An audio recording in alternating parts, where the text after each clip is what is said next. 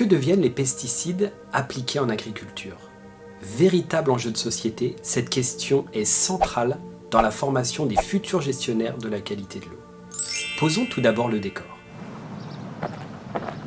Les pesticides sont appliqués, puis dégradés au cours du temps et entraînés lors des épisodes pluvieux jusqu'aux rivières, où ils induiront un impact écotoxicologique de ces milieux aquatiques. Plusieurs facteurs jouent un rôle simultanément sur la persistance et le transport des pesticides. C'est un système complexe qui dépend des molécules, du milieu et du climat. Quel est l'impact de ces processus sur la persistance et le transport des pesticides? À quelle période et vers quelle zone ces pesticides vont-ils être exportés? Rentrons dans le détail. Un relief pentu, comme ce paysage viticole, va augmenter la vitesse d'écoulement et entraîner des particules de sol contenant potentiellement des pesticides.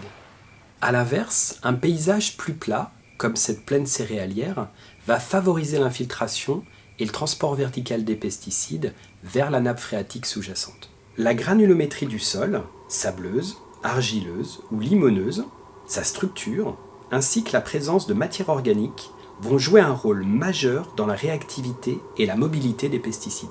L'assolement, et donc la position des parcelles traitées par rapport aux rivières, va aussi jouer un rôle primordial dans les risques de contamination des eaux de surface. La stratégie de traitement, que ce soit en prélevé de la culture ou en post-levé sur la culture, va directement conditionner les molécules actives des produits appliqués. Or, chaque molécule a des propriétés spécifiques en termes de persistance, de solubilité ou d'affinité avec les sols. Enfin, le facteur climatique va à la fois conditionner la vitesse de dégradation et l'intensité de leur transport. Vous souhaitez en savoir plus? L'ENGES propose la formation continue à distance, comment appréhender la complexité du devenir des pesticides au sein des agrosystèmes.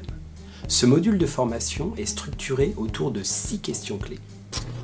L'application, la persistance, le transport, les modes d'entrée des pesticides, le niveau d'exposition des rivières et l'impact écotoxicologique associé.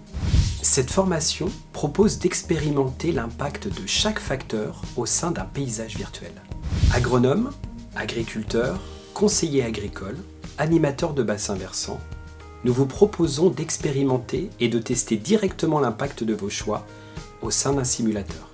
Étudiants en master, élèves ingénieurs, responsables en charge de la qualité des eaux, avec le modèle PestIso, vous pourrez découvrir le potentiel des signatures isotopiques des éléments qui constituent les pesticides, et ainsi affiner votre diagnostic de leur persistance au sein des agrosystèmes. Et pour tous les détails pratiques, rendez-vous sur le site de la formation continue de l'ENGES.